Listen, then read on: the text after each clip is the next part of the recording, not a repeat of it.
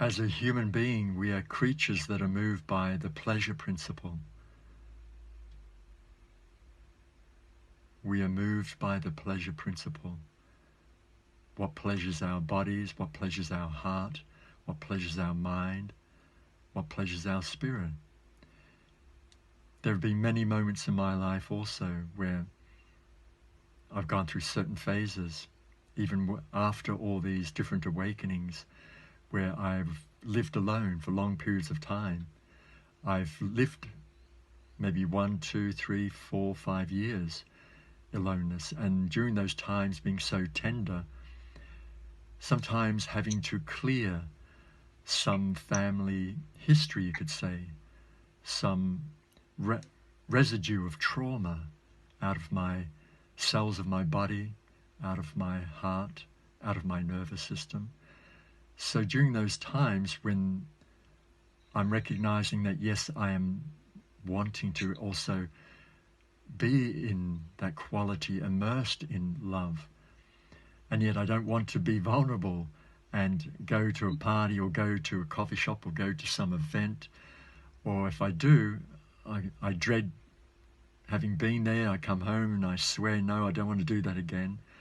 Many of us can relate to this sort of thing. So I would say to any woman or man that is in a very delicate, fragile state, even if they believe or feel that they know that they have never experienced love as far as they can recall, remember, somewhere inside the divine essence of who they really are behind the masks of personality, the intelligence of their intrinsic consciousness knows what it is. So therefore, if I'm a single person and I'm in that state, my quest would be, how do I return to that? If all my engaging in the physical world of outward turn of attention to the activity of this, the activity of that, the activity of entrepreneurship, activity of some sort of entertainment, activity of a goal-oriented dream I want to fulfill, all of that is still keeping my attention outward turned. And it's keeping me in a subtle form of avoidance or evading of my intrinsic intelligence, my original being, which is I am consciousness, one without a second. Therefore, that tells me that I need to turn my attention back around. What have many of the teachers, whether it be Western or Eastern teachers, said to us for centuries, and even in this last year, 2 years, 5 years, 10 years, so many mentors, coaches, life coaches, spiritual luminaries arising all over at the moment. Always return to stillness. Meditation. Learn to be still. Sometimes, though, just sitting in stillness, it can seem dry. Meditation can seem dry.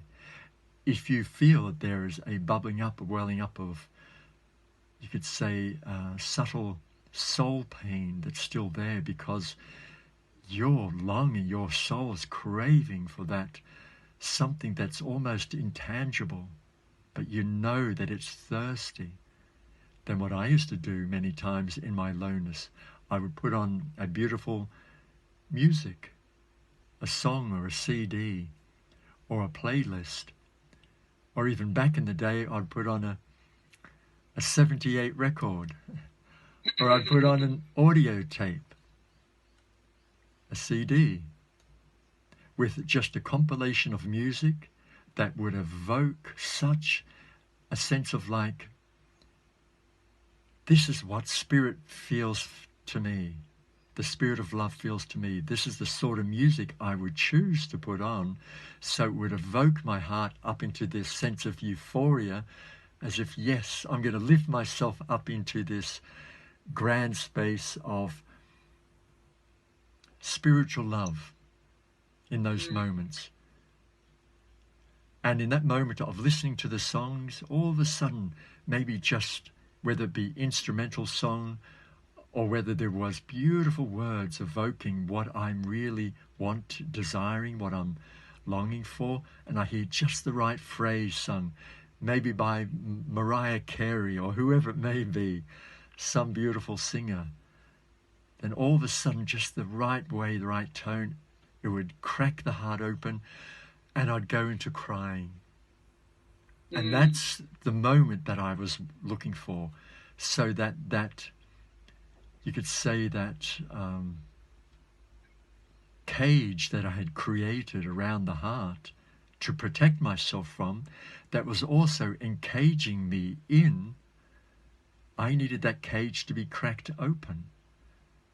So just the right words, the right melody, the right sound of the voice or the sound of the instruments, giving that euphoric sense of not just emotional love, but really a higher sense, a high calling of what would love look like on a higher level, so to speak, on a mystic level.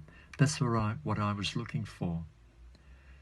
And then as soon as it would crack open, under the guidance of my mentor, which he had given me some, you could say some guidance many years prior to that, he would say, go into the crying. Immerse yourself in crying. Become the crying, so that you allow your heart to be the window that releases all the suffering in that moment that you are capable of letting go of in that moment. Now, it might be a little bit scary, but when you're in your bedroom and you're shutting the door, you're putting on the right music, put on a candle, create the atmosphere that you want to evoke inside of your own heart, where nobody's going to judge you whatsoever. Have a pillow there in case you're a little bit too close to some others, which I've had to do before also. So you put the pillow up into your face, so to speak. And then as soon as you start to feel the heart the cage starting to crack open, like the shell of the egg starting to crack, let that yolk, let all of that pour out, and then become the crying.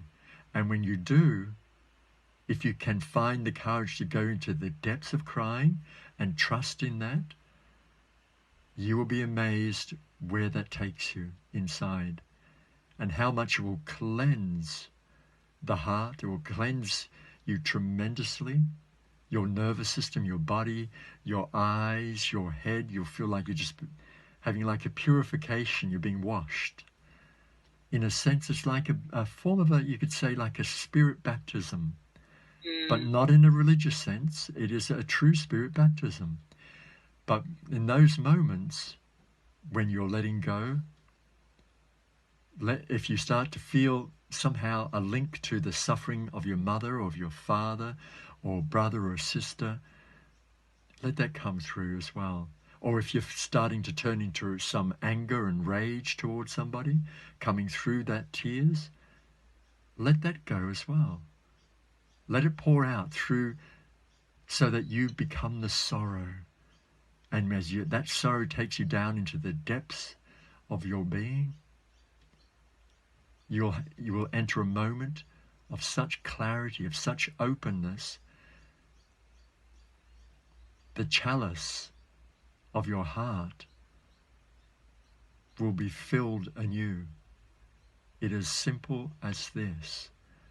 There's no doing for it. You're not crying out anymore. You're not begging. You're not demanding. You're not praying for it. But it becomes a prayer. It becomes prayerful, but without words. But in that willingness to let go and to be empty, in that pure emptiness, there is a sense of purity and freedom from the suffering in that moment, and then the heart and the whole body is filled with the grace of divine love. It's automatic, it will happen. But if that's not happening yet, that's okay. Just keep going a little deeper. And if it doesn't happen in the first time, maybe it may take a number of rounds, it may take a number of days, maybe weeks or months yet, as you're gathering courage to go down into the depths of your soul. But remember, you're the only one that's there. In one sense, there's no other human personality around you to judge you or condemn you or tell you that's this or that, or to criticize you. No, there's not. There's just you. So you get to bear witness to all the voices, and then you can let them go. Let it go. Let it go. Let it go. And then just be immersed in the solitude of your own autonomous being, in your own authenticity. And there are times, though, I must admit, I still had my mentor there in the background, so to speak. I was connected to him. So if I needed to reach out, he was there. If I needed to listen to him speaking on a video, or listen to him speaking through one of his books, then that would be the encouragement. Just to be linked up with him. He was a brother, but yet he was my spiritual mentor. Just a guide, that's all. Not a teacher per se, but yet in the modern contemporary times we refer to somebody like that as being a spiritual teacher. But really, in a sense, even my function is just to be and provide mentorship, to be a guide, to be a brother who can encourage another sister or a brother, saying, it's okay, just keep breathing, be there, stay there, that's right, just be there in that space there. And it's okay, just let go a little bit more, as much as you can handle.